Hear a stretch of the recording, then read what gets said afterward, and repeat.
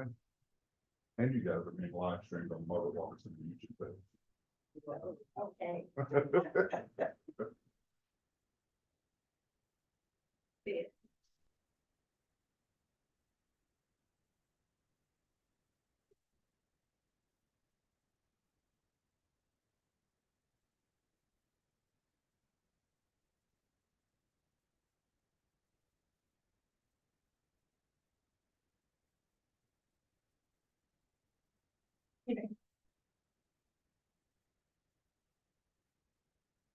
Janet,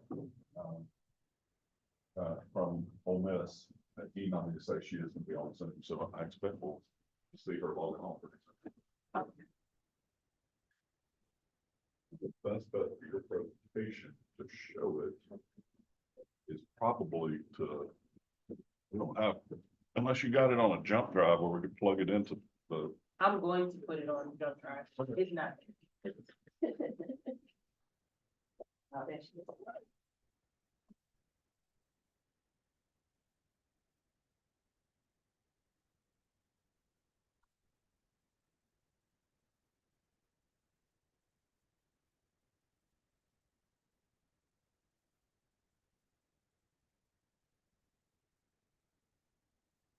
Hi, Janet, can you hear us?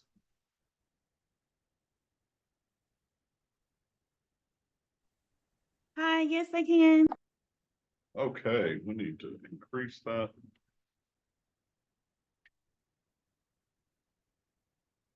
We're trying to make sure that we can hear you. Could you give us a little test sound there, Janet? Yes, like just talking. Yep, that's exactly right. We just needed to be able to hear you. Okay. That's perfect. Do you have a presentation that you're going to want to share today? No, not today. It's just me reading. Okay.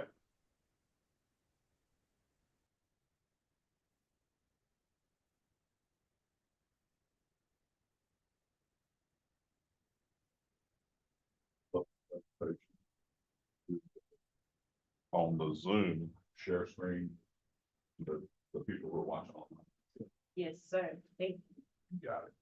And then you said you want me, I should be there if I'm trying to watch the presentation. Yeah. So you can see the screen, you can see what she sees. Okay. So you also can't be seen Oh, okay. and doing your presentation, Okay. sitting there. Oh, yeah, yeah. No, I'm gonna get up and where should I do my presentation? I would do it down there. So that's what you were saying. Yeah. Okay, I got it. So I'm gonna sit here until it's time for me to do my presentation. Yeah. Or you could literally scoot down 2 seats. Put you there. Okay, well, I don't wanna be seated until my presentation, because I'm still feeling like one.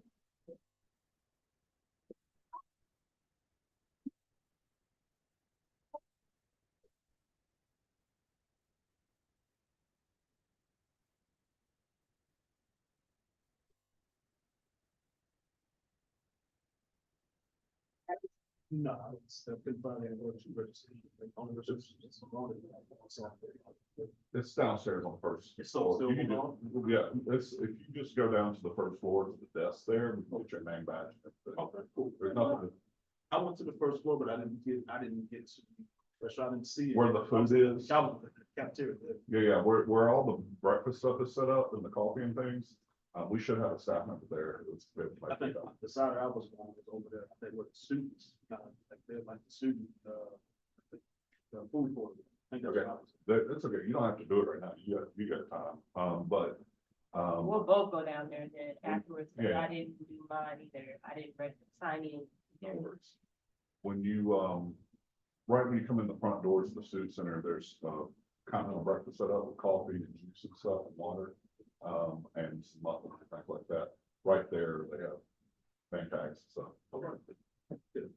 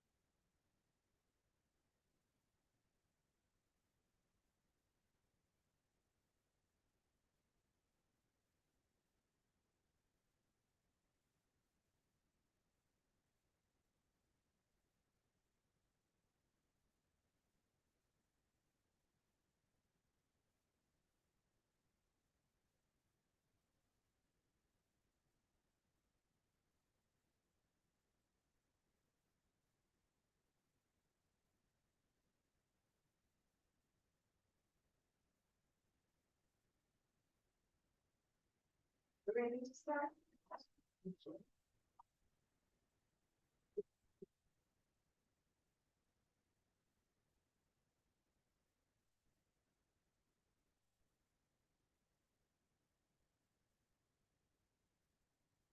Good morning, everyone, here in the room as well as, inside the land.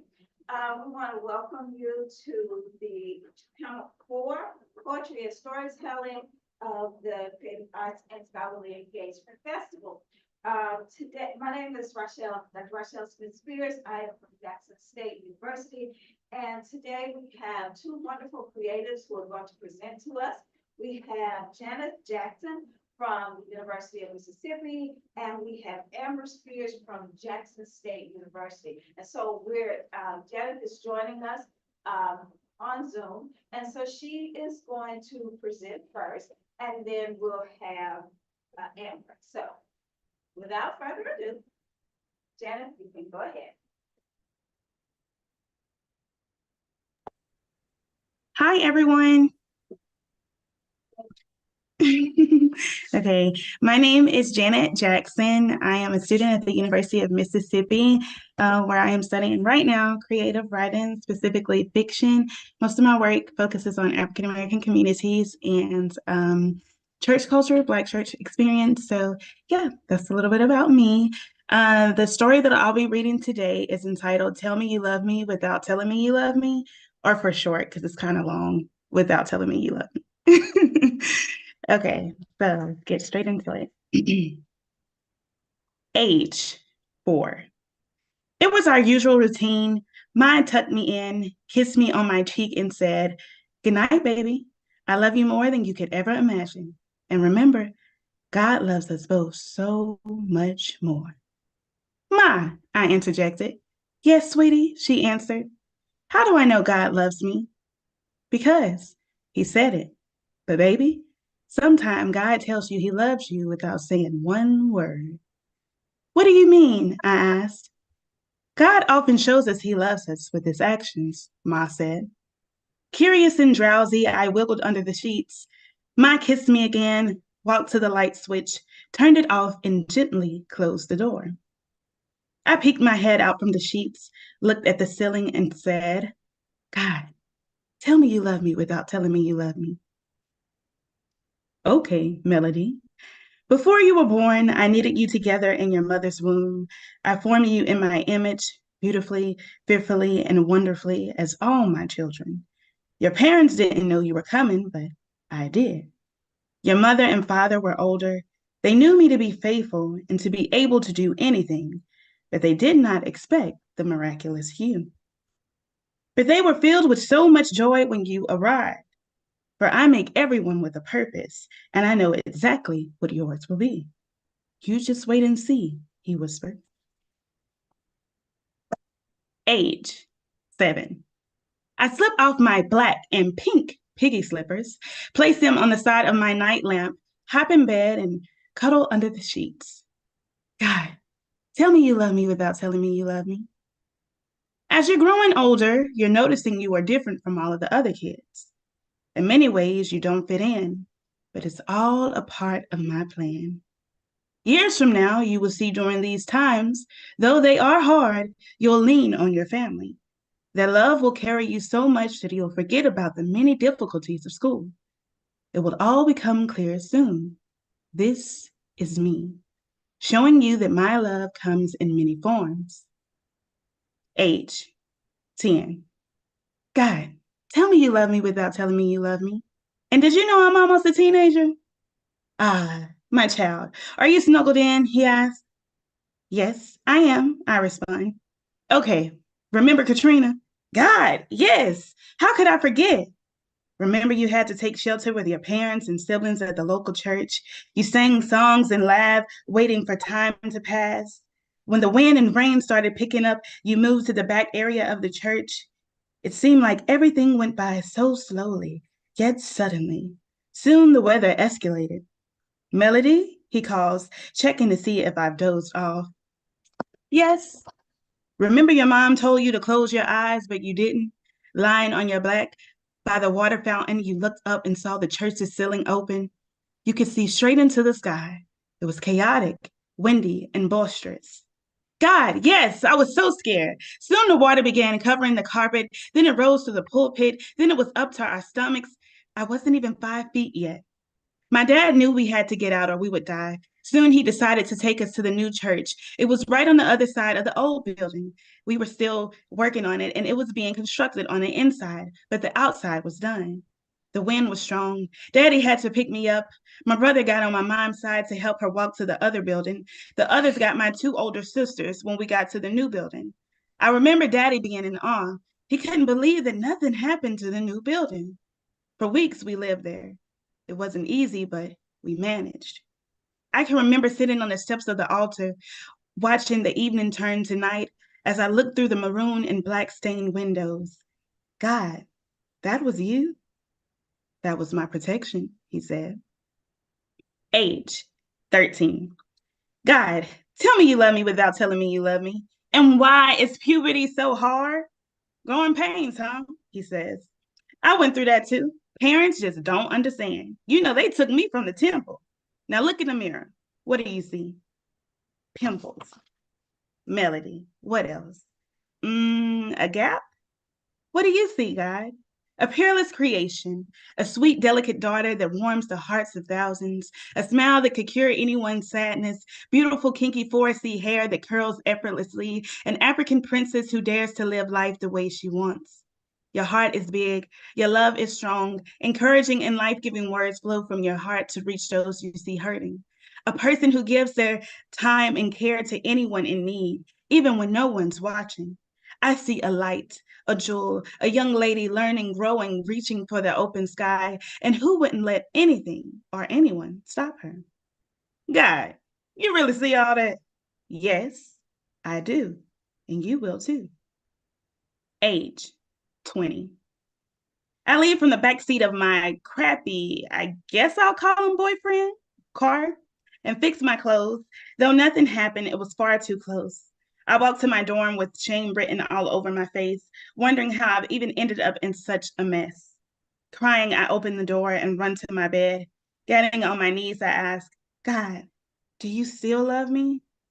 Melody, there's nothing you can ever do to stop my love from reaching its way to your heart. And if I stop loving you for something you've done wrong, what sense would that make? That's not love. That's not me. If you never made mistakes, how would you ever learn? Now, I will say your boyfriend is not at all what you deserve, and I told you to talk not to talk to him from the get-go. Remember all those signs I sent? But we'll leave that where it is. Pushing my teeth together and squinting my eyes to make an audible facial expression of yeesh, I change my clothes and climb into bed. He continues, Melody, my love isn't about right or wrong, not about perfection, not about a checklist, not about a duty. My love is patient and kind. My love isn't rude. It doesn't demand its own way. My love isn't irritable. My love keeps no record of being wrong.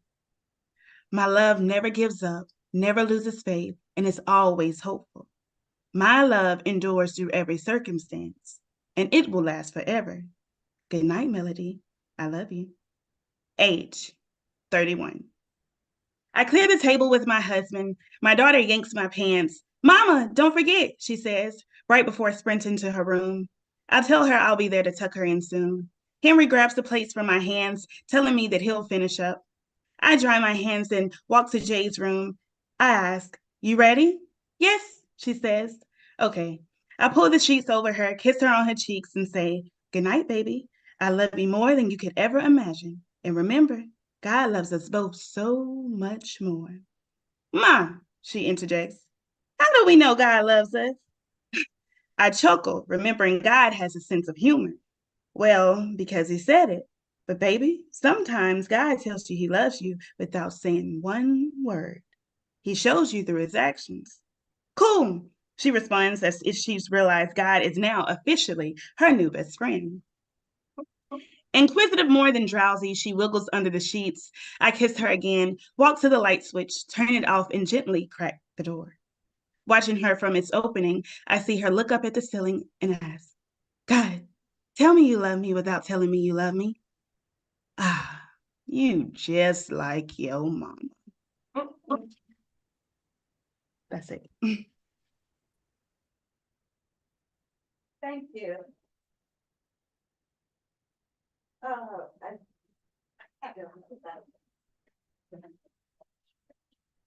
Okay, so, well, we need a little moment, in between. So, we can go ahead and take some questions for Janet, if there are any.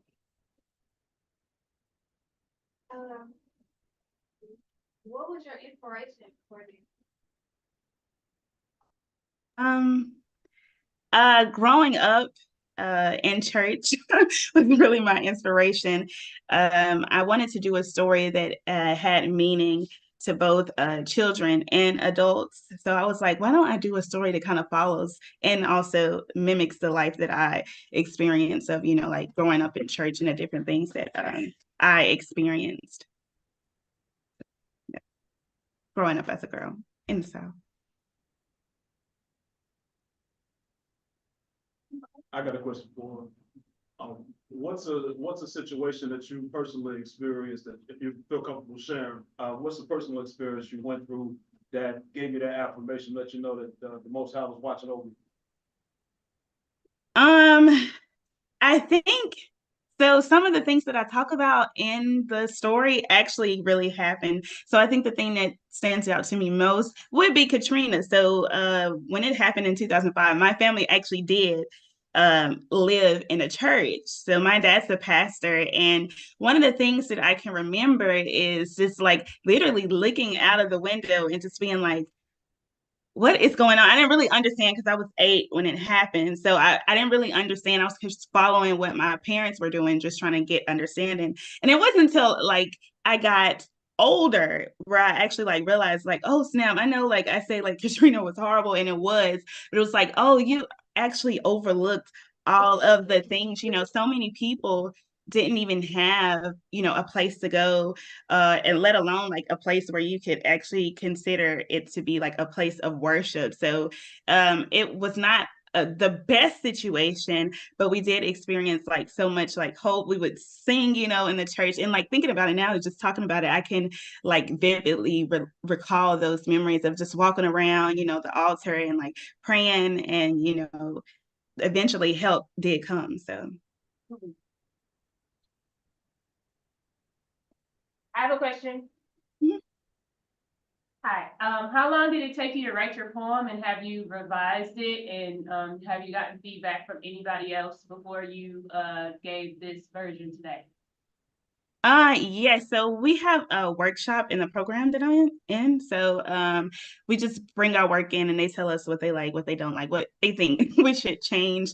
One of the things that I got back was that it should follow her longer. So initially the story ended at like her college experience of where she's like getting out of the guy's car, and they were like, what about if you just like make her older so we can see what happens? And that part, the ending of her being like 31 with the husband and then the daughter is the newer version of it. And it's kind of, to me, I think it's funny because her daughter ends up doing the same thing. And I really wanted to have God speak in AAVE. So I was like, if I can wrap this up and have God speaking in African American vernacular English, that would just be dope. So that's how I revised it. So yeah. Thank you. Any other questions? This is Nisha on the Zoom. Thank you again. That was beautiful. Kind of going off of Amber's question, I guess I was curious which parts were in the future and which parts, like, can I ask you how old you are? I think I should be able to do this math, but I can't do it right now. Well, the story isn't my life entirely. Okay.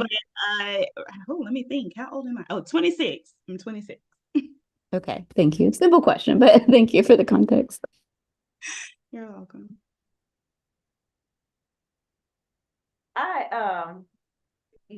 You were using the voice of God, and as I was thinking about that, I was thinking that seems brave to have God as a character. Especially because you want to make sure that you're being respectful, but you want you know, it's just, I think there are a lot of things to kind of navigate. How did you feel about creating God as this character in your story and putting that there? Um, the way I went about it is, yes, I didn't want to be disrespectful or anything. So I just wanted to show the humorous side of God.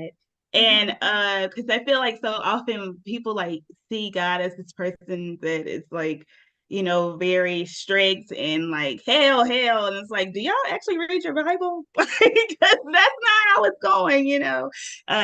Jesus was very hilarious to people, like even thinking about prophets and stuff of that nature, like the things that God tells people, like it's funny, it's true, but it's like it's funny. So it's like, what if I can put that what I see when I read the Bible of these things are like, oh, this is actually like funny, and try to incorporate it in my story to show like that lighter side of God. So that's how I went about doing it.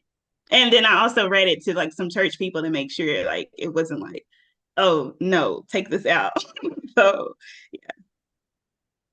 Yeah, that makes sense. And especially when you want to give him, put his words in African American vernacular, and that what's the word that makes God a little bit more personal, yeah. And relatable, and and I think that kind of even brings out the love even more, right? That this is somebody that I can be have an intimate relationship with, because he's like me, right? So yeah.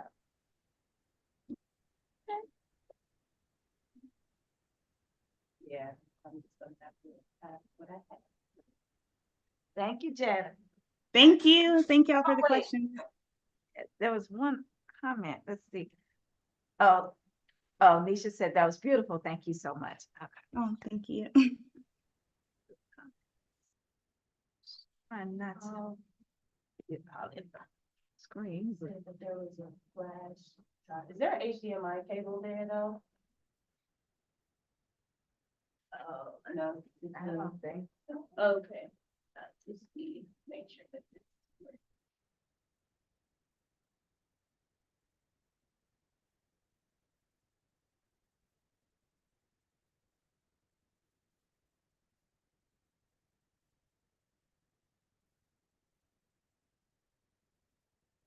Great. If they can, but you do not hold it. That way seems to need one. Yeah, that's he told me to stand over there anyway so that people can see. So it would have had to be a long HDMI cord. So I think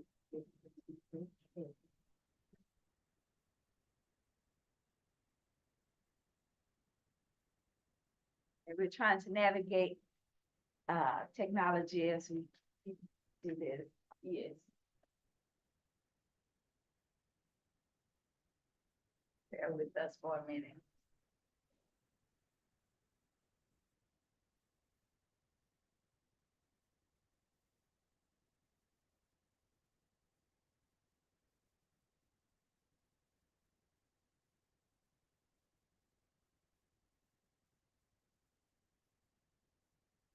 All right.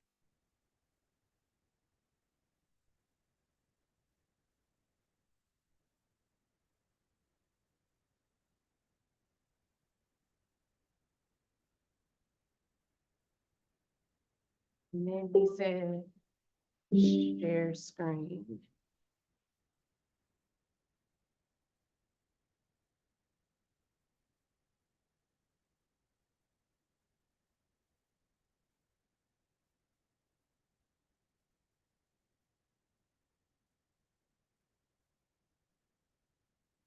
Okay, so gotta go back to Zoom and then just share screen.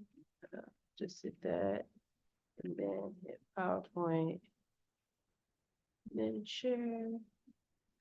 And then it's down here somewhere. This one. Oh, well, yeah, it's supposed to be the PowerPoint one, so I'll probably try to go.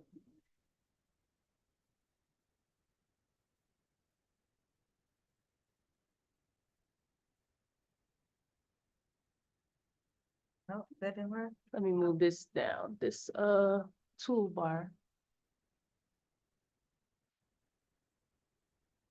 Okay, so Uh-oh. Screen Okay. share and stop. Okay, so let me did it go away? yeah, they knocked it out. So again, case. No. Close that. Yeah, close that. Minimize that. It keeps getting kicked out.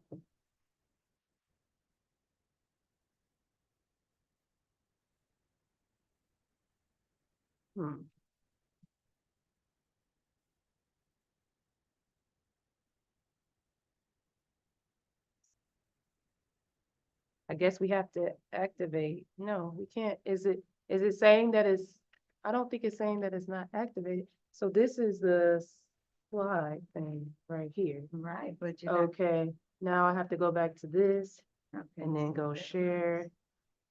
And then this one. And hit Wait. share. There. Not that. Thank you. But now the share thing isn't there. It doesn't like it. So you might have to do it in edit. What is going on in the edit? Now we see it. You see see it? it? Yeah, Is it clear? Like it's not jumpy and stuff? I don't know how to tell. It's just the first slide, I think. Okay, so it's jumpy on ours. Okay. It's very, I think it has something to do with like the YouTube, thank you, glitchy. With the YouTube sharing and us sharing the screen. But if that doesn't affect anybody's sensory, we'll just keep it the way it looks over here. Where she is. Hello, everyone. Can y'all see me, in the video as well? I cannot can see you. I can just see the slide. Oh, go ahead, Jen. Yeah, I can see the slide, but I can't see you. Okay, so maybe because we're screen sharing and we also have the webcam, so you don't see like the webcam part on the corner. Like you know how you have different audience members on the side, you'll see like Janet Jackson, you'll see Nisha, and then there's somebody who has like the Sankofa symbol in theirs. So you don't see like our room in the screen share anymore, as one of the members of the audience. No. We did before the slides came up. But also another thing you might be able to do is share the YouTube link to us. The YouTube link is for a live stream, so that's actually, what the, Margaret Walker Center is sharing online, so I'm not sure what they see, but I hope they see what you all see, because Okay. if they see, it wouldn't be necessarily great. So, okay, everybody, my name is Amber, and Amber Spears, and I am a PhD student here at Jackson State University. And today, I had like an overarching theme for my poems that I'm reciting. And that overarching theme is wisdom is generational wealth. And then the subtitle was Black Women Preparing the Next Generation for Their Journey Towards Upward Mobility. So I wanted to show you all some photos for the first poem. And then I'm actually going to, the photos and the poem is going to be available for a certain portion of the first poem. So that's what the slides are showing. And then after I finish up to that point, I'll stop sharing the screen, and I'll have my assistant stop sharing the screen, my friend who I'm making my assistant, and then I'll just recite it. So the first poem is titled, this does not work. supposed to be attached to the. It's not, it's fancy. Can you try to advance it? Thank you. So it basically, See if you can just do it with the, yeah, this touch. that actually jumped all the way to. Okay, there we go. All right. You should stay there. Thank you to those who stayed and those who strayed in Mississippi. At a night of culture at the two Mississippi museums on Martin Luther King Jr. Day, I rejoice in the fact that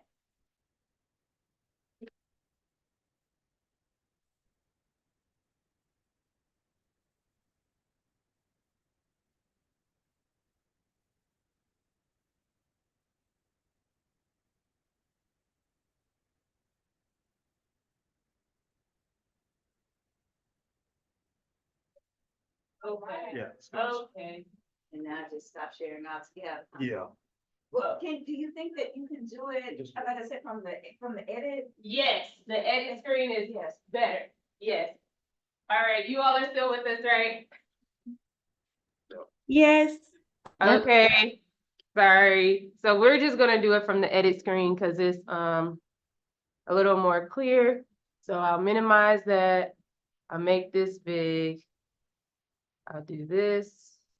Share screen, just this one, and I won't go into. So you all, can you see the screen now? Oh, my, it's doing it again, it's glitching. Okay, so it looks like I can't do it with the slides. Cause that's going to not allow us to stop share. We can see your screen in the edit screen and we can see the room right now. You can see the room right now. Okay, we Oh, can't. like the slides are big and then the room is on the small audience thing. Okay. Yeah, so the you can't see the slides anymore though, right? Or We you can? in the edit view. I think I can. I can see it too. Yeah, because now we can't see the screen. And it's, yeah, you're supposed to be able to, it just keeps going in and out. And now it's back to glitching. And so it's gonna stop. Yeah, so I'm not gonna try it. That's okay. I'm going to recite it. So I'll give the introductory paragraph first because I'm not showing you all the poems.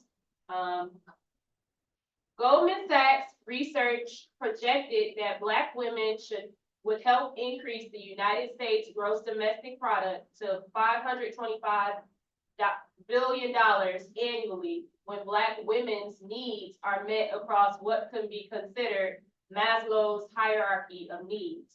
This hierarchy, inspired by the Sissica Blackfoot way of life, includes access to education, healthcare, safety, and financial stability, among others.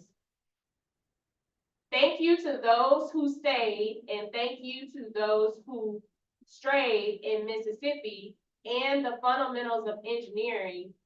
Explain the obstacle of my great-grandmother when she encountered the Great Migration and the obstacles that I encountered in pursuing my field of civil engineering. My great-grandmother was born and raised in Mississippi and left during the Great Migration, paying tribute to those who stayed and those who left Mississippi during the Great Migration as they both continued the fight for justice on different fronts, the historical South and North of the United States. I am acknowledging that the Black experience is oftentimes juxtaposed from these two extremes. Okay, now I'm gonna get into the poem. And I apologize about all of the technical difficulties. Thank you to those who stayed and those who strayed in Mississippi. At a night of culture at the two Mississippi museums on Martin Luther King Jr. Day, I rejoiced in the fact that I was surrounded by proud Black Mississippians who were celebrating the fact that their ancestors stayed during the Great Migration. I recognize my privilege to be amongst such resilience, people who aren't ashamed to talk about what it took to be where they are, not afraid of their past, where they came from, sure of their future, nothing to hide, chest stuck out. I can't do anything but say thank you and be grateful for Black Mississippians fighting when they could have folded, not forgetting that they were king when cotton was, that the deltas of Mississippi were turned into farms with levees by their hands, that 96.7%, that is 86,973, of Black males were registered to vote, compared to 80.9%, that is 68,587 of white males. Only a year after the Reconstruction Act of 1867. No one could dim the light that lies within Black Mississippians today, even if they tried. The fire that burns within them, inextinguishable. I acknowledge and celebrate this, and I don't take away from it in any way. But I can't ignore the other side, simply because that's the side I'm on. I would not be here today if it were not for those who strayed. None of my great-grandparents were born in Detroit, Michigan. Most of my grandparents weren't born there either. At most, I am a third-generation Detroiter with half of my great-grandparents raised in Detroit. I've got two great-grandparents from Panola County, Mississippi. One of them stayed and the other strayed. My great-grandmother strayed, not just for upward mobility, but for safety, from a husband who she could be with no more. She took her only son and she strayed. She raised her son as a single mother, with stops in St. Louis, Missouri, Lima, Ohio, and Chicago, Illinois. She finally settled in Detroit near some family, married the love of her life at 35, a man from South Carolina, who would love her offspring as his own. She worked for a laundry cleaning service where she retired as a supervisor, and she was blessed to live to see 98. The eldest person in her church at the time, a pillar in the community, and a confidant to her children, grandchildren, great-grandchildren, and great-great-grandchildren. She held so much in her small frame, so many stories untold. She didn't dwell on the past. She gave her all to the present and looked out for the future of her offspring while she was still living, training them spiritually, emotionally, and financially in the way they should go. I can't do anything but say thank you and be grateful for her and many others who did what they had to do. They knew that flight wasn't folding. They lived to fight another day, in another way, sending money to their family, sharing their home with other family who strayed, building Black neighborhoods from scratch, meeting redlining and housing discrimination with a no back down spirit. And after their Black bottom was bulldozed through for a new freeway, rebuilding elsewhere and dealing with white flight, and subsequently the downturn of their economy. Those who stayed and those who strayed both felt the sting of white supremacy. They both saw it permeate their everyday life. They both felt it try to break their spirit. They both still fought the same fight in different locations. I can't do anything but say thank you and be grateful that they both made it. That's the end of that poem. Thank you. And then the last poem is the fundamentals of engineering. And this poem is about my experiences in my field of civil engineering. And I wrote it in 2013 when I was preparing to take this exam called the Fundamentals of Engineering. And it's pretty much the test that you have to take before you can, sit for your license, if you wanna become a licensed engineer. Sometimes it can be waived, like if you have a doctorate or something like that, but if you just have like a bachelor's or a master's, you have to take the fundamentals of engineering first, and upon passing that and getting work experience, then you can sit for the, PE. But there are not many people of color, who are licensed, civil engineers, and, Black women, particularly. So this was, what I was thinking about when I was writing this poem. The fundamentals of engineering. 5 years into this profession, I still doubt my path. Some days it just seems like I can't do the math. I've been studying and studying, but still haven't quite mastered the craft. My patience is dwindling, and I'm wondering, how long will it last?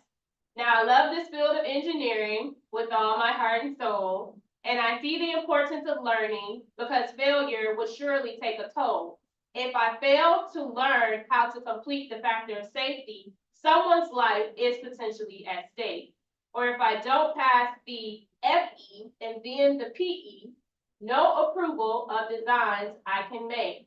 So I have to face this computation head on, knowing more about it than it knows about me, hoping that my foundational technical skills will always serve to guide me, because the problems do not get easier, nor does the material get simpler. Higher order thinking skills are critical. Don't want to come off as an inexperienced beginner. If I can account for all the parameters, I will surely be a winner. And let's not forget to minimize the footprint, because the ozone is definitely getting thinner. So some of my fellow engineers may feel insecure at times like I do. And even the minorities with no relatives in their field may feel this way too. But if there's passion and curiosity in engineering, the student has accomplished the goal in persevering. There are more than just codes, methods, and theory in the fundamentals of engineering. And that's it. Thank y'all.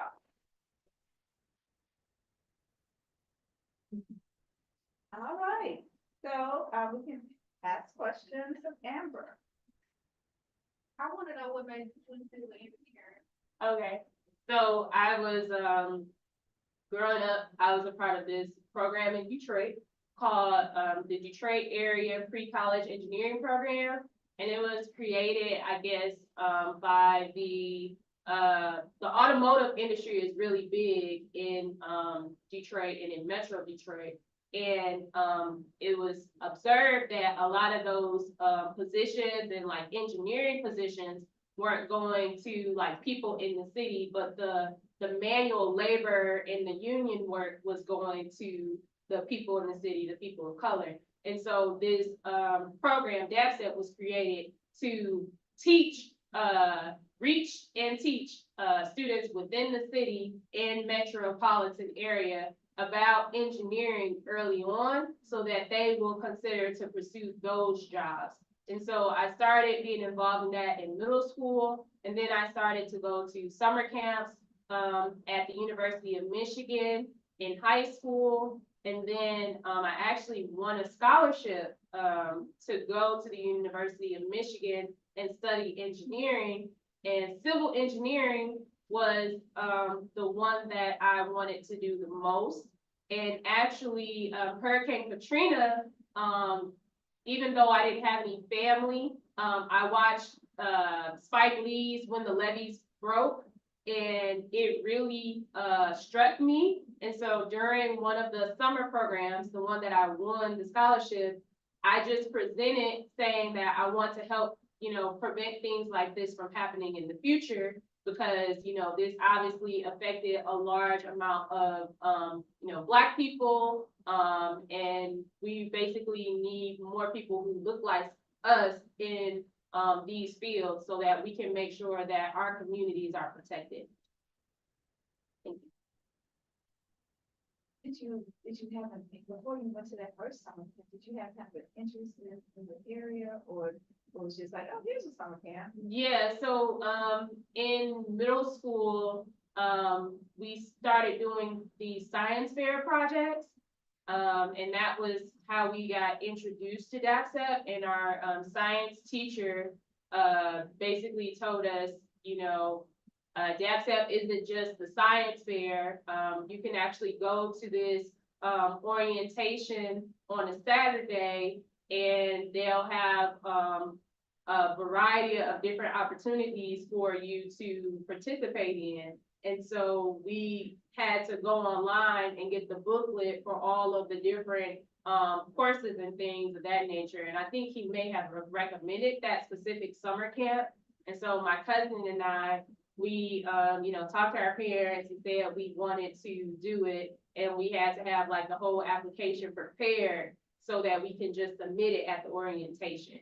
And so I think it was just him telling us, you all can do this summer program. I know about this summer program. It's a good one. But he's the one who also gave us the option to either go to gym or do the science fair project. And myself and a couple of my friends, we were all talking and we all decided, okay, we should look into what this science fair project is about because we like science. So, yeah. Thank you. Our teachers. Yes, teachers are amazing. Any other questions? How has your experience at Jackson State helped to, expand your thought process or help to motivate you to like push forward in the field? Like you're finishing up here, like how has Jackson State had an impact on you in your development? Like both from the engineering side and I guess personally, like how to motivate you to go forward? Yeah, so I never considered, I've considered getting a PhD, but I told myself that I wouldn't come back to get a PhD just for the sake of it, and that I wouldn't come back to get a PhD unless I had a project in mind that I wanted to do. So I went straight through my bachelor's and my master's, and I struggled in my classes in civil engineering because I'm a visual and a hands-on learner. And a lot of the times I just hadn't been exposed to the type of things we were talking about designing. And so that kind of affected how I could like do the calculations and things. And out of like the whole 6 years of me being in undergrad and grad school, I only got one internship, even though from freshman year to my second year of my master's, every year I went to a career fair and I was at these huge public institutions. I did go to the University of Michigan for my bachelor's, and then for my master's, I went to the University of Texas at Austin. And so in my master's program at University of Texas at Austin, there were like, I want to say like 50 or 60 people in my specific concentration, which is geotechnical engineering. Whereas if I would have stayed at Michigan, it would have been like 5 people. So I liked that the program was so large at UT Austin, and just like the University of Michigan, the career fairs were huge, but I never did get a lot of internships, and the only internship that I did get was because my mentor reached out to her contact at that company and basically said she needs an internship. And so that was the summer after my sophomore year of undergrad. So I felt like part of the reason why I struggled through my classes is because I lacked work experience. So even though after my master's, I was presented with the opportunity to go straight into a PhD at Villanova University because there was an alum from UT Austin who was looking for a PhD student. I said that I needed work experience, and I worked for 7 years and I got my license. And when it came back time to apply for grad school, I did reach back out to her, but it was also in 2020. And so, the resurgence of the Black Lives Matter movement and everything was happening. And I was like, let me just see if an HBCU even has my program. And Morgan State had it and Jackson State had it, but the Jackson State advisor, his research was more related to what I actually wanted to do. And so I ended up applying to those 3 schools. And at the end of the day, I felt like post-graduation, the research that I would do at Jackson State would be more related to what I would want to do if I, did a professor, did research as a professor or wanted to become an expert in something, that research was more related to it. And so that's why I came here. And I do feel like, even though I did apply to an NSF graduate research fellowship program before I came, it wasn't accepted. But the research that I do here is very similar to what I put in my proposal. And so it's just, learning about the opportunities that are afforded to you and, expanding your network with people who actually do the things that you want to do, and like not just worried about, letters behind the degree, letters behind your name. So I really feel like coming to Jackson State, I linked with other people who are passionate about what I'm passionate about, not just in civil engineering, but like building our community, our Black community. And like I would have never gotten the opportunity to teach a classroom full of students who look like me and who may have some of the challenges that I have if I didn't come to Jackson State. So I really feel like Jackson State kind of taught me that I may want to work at an HBCU when I leave here. Thank you. Any other questions? I Uh, have one- Oh, go ahead. No, go ahead, Nisha. Okay. Mine's not a question, it's just a comment. I'll probably have questions for you later, Amber, but I just wanted to say thank you for sharing what you shared, and it's especially meaningful. Like, me and Amber are good friends for a long time, and talking about what we've talked about and getting like your two poems in the context. Oh, I need to figure out how to get my words together. Okay. It's wonderful to see like how meaningful it is for you to be in Mississippi at an HBCU, but also to be in Mississippi, given your lineage. And I know you've like drawn a family tree for me before, which I appreciate, because I like, we have talked about our families and where we come from, and it's a journey, right? And so it's just, I appreciate this in the context there. And then even though we only saw one slide, that slide said a lot too. I saw that PhD next to your name, and I know how hard that was to get there. And then I saw the P next to your name, and honestly, I forgot what it was. But your second poem like told us that you got your FE and your PE, and it was just like all of it was like that first slide said a lot, and all of the context and where you're sitting today. Wow. I don't know. I'm just still processing all of it, and I love you. Oh, I love you too. Thank you so much. Yeah, I did feel like, wow, I did want to show some actual photos of my great grandmother, but that's okay. So thank you for acknowledging that the first slide was at least helpful as well.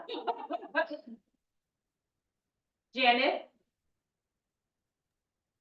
Oh yeah, mine is really a comment as well. I was just gonna say I love that you focus like the first one on your love and admiration for your great grandmother. And I really loved how you said that her flight was not a folding. I just really love that. I really love that. And then also like just the fact that she left, she's just fighting from a different location, and like her fighting should not be like discredited from someone who actually stayed. I do feel like people do that a lot, like discredit people who leave. So I just wanted to say thank you. It was really good. I really loved that. I love both of your works, and congratulations, girl. You are accomplished. Oh, thank you so much. Thank you, everybody. Okay. I have another question. Oh, you have a question? Yeah. Yeah, so just kind of, full exposure, I know that both you and I listened to, Michelle Duster. Yeah. Ida B. Wells' great granddaughter, she's talking, in that discussion, she was talking about family history and the importance of, presenting it. And so I was just wondering, how much did that discussion with Michelle Duster affect your, impact your poetry, particularly that first poem, or if, yeah, that's the question. How much did it impact you, get that out? Yeah, so during that workshop, which was very insightful, she was explaining the different ways that you can tell stories about your family. And she said, you know, you can use different mediums. She showed us like one of their family reunion booklets.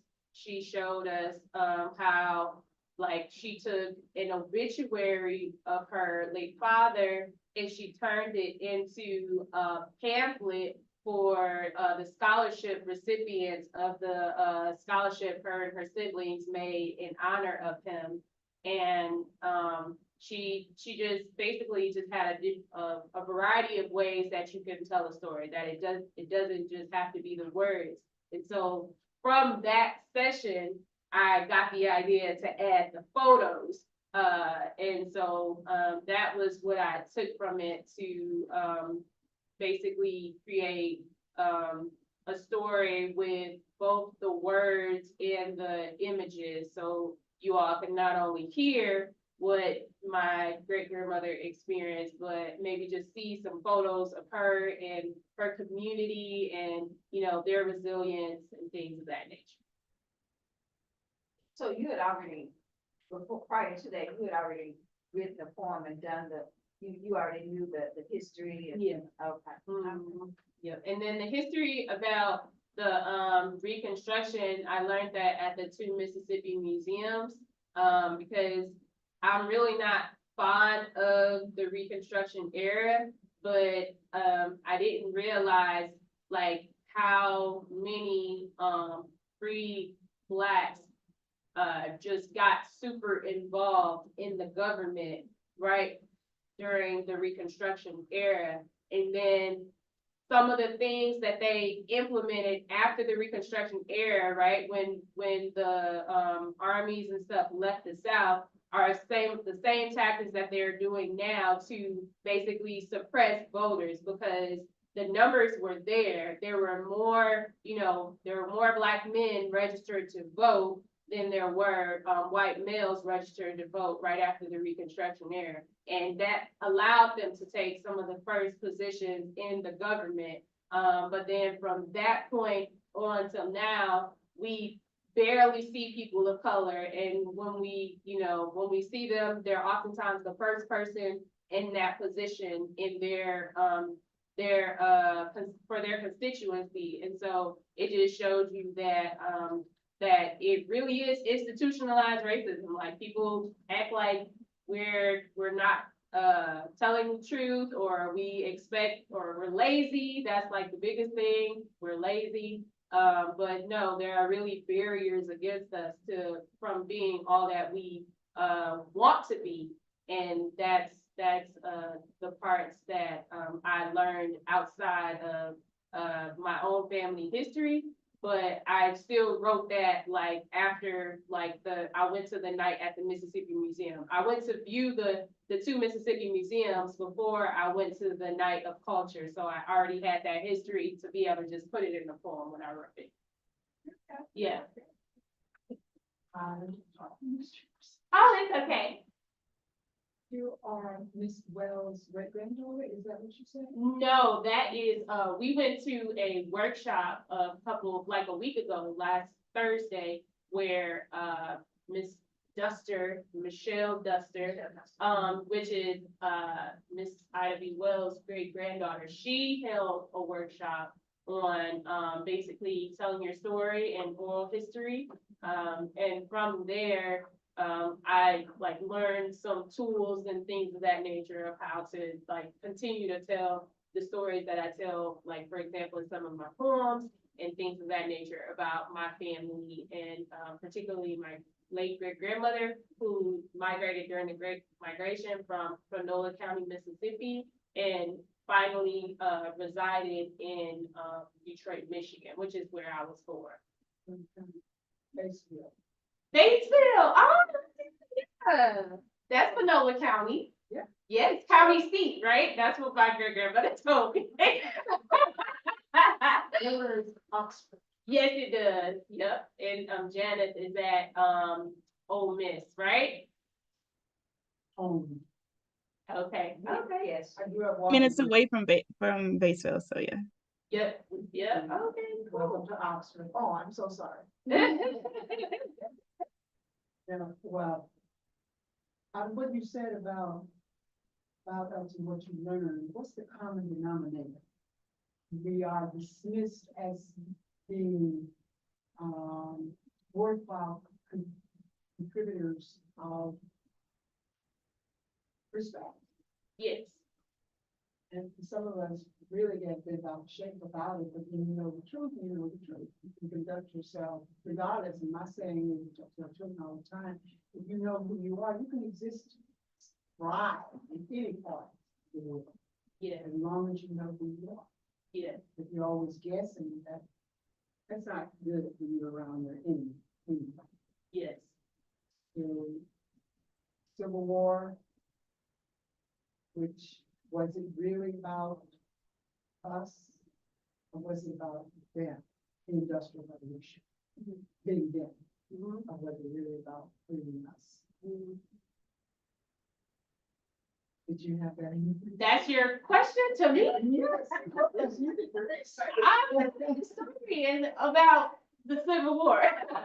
I've talked to several people about this, because my take was always that it wasn't, like, obviously slavery was a part of it, and there were, abolitionists in the North, who, didn't want to have anything to do with, the Confederacy and their, practices, but, I think that overall, considering the fact that they got like insurance, so the slave owners, after they released their slaves, I think I read somewhere that for a certain amount of years, they were able to file for basically the losses that they incurred, for freeing the slaves. And then we all know like why Juneteenth happened, because people weren't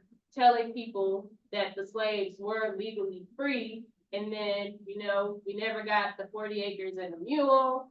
And, economically, we have the largest like consumer buying, but in terms of wealth, we don't have the highest wealth. So I definitely feel like it couldn't have been solely about the best interest of us, because the aftermath and even up to now proves that we were only, I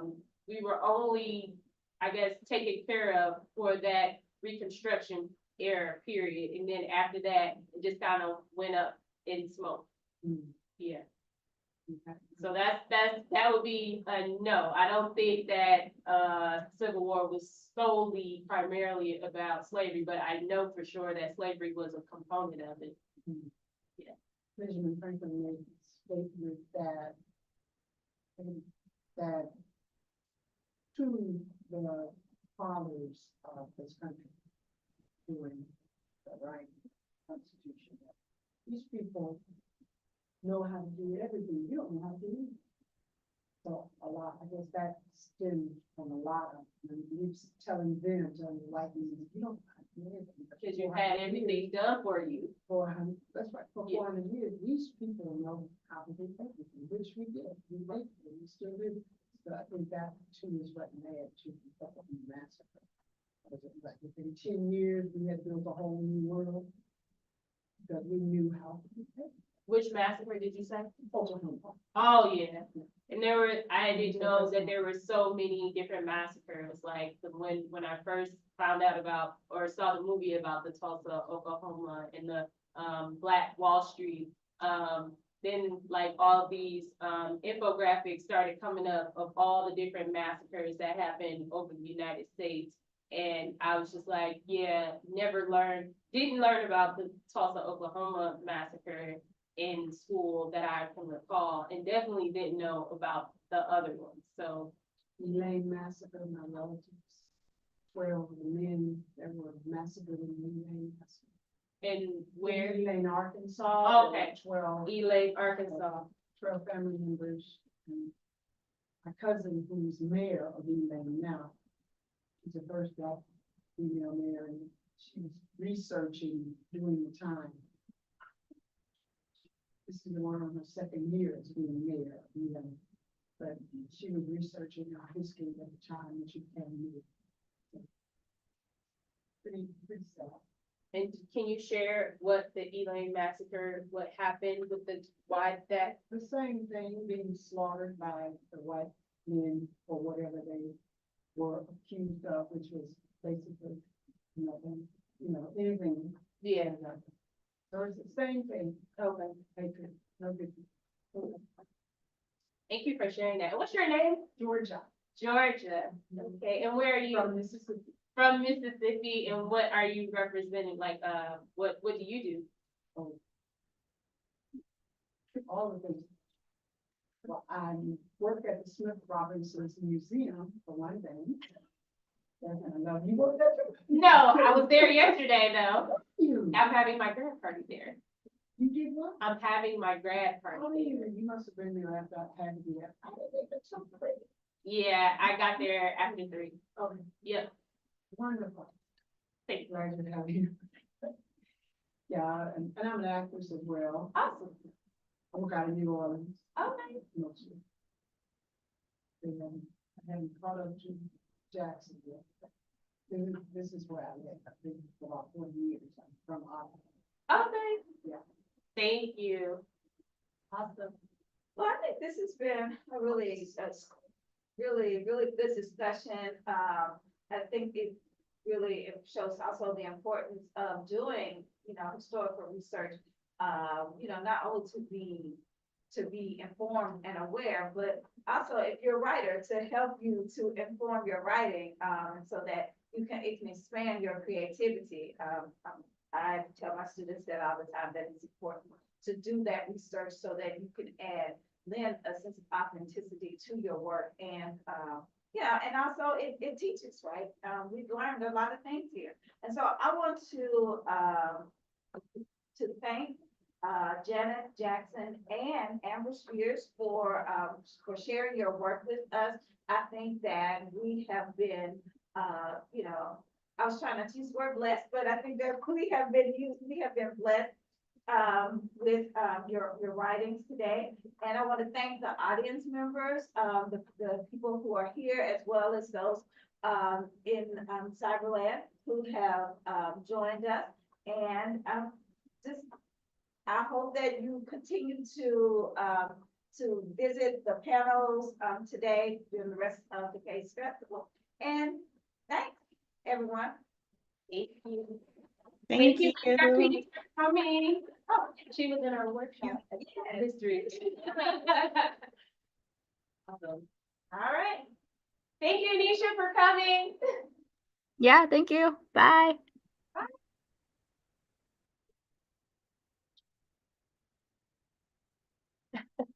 Now I got to have my flash drive back. Yeah, I'm not exactly And you're from Michigan, you said? Yes, Detroit. Welcome to JSU. Thank you. How to